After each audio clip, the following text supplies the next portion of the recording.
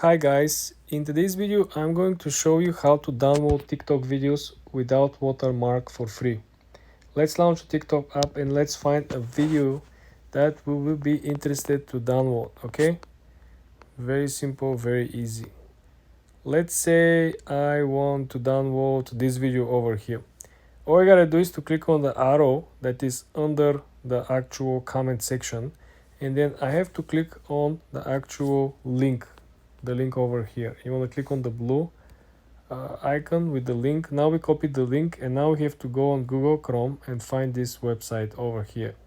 So guys, this is the website. It's called snaptik.app.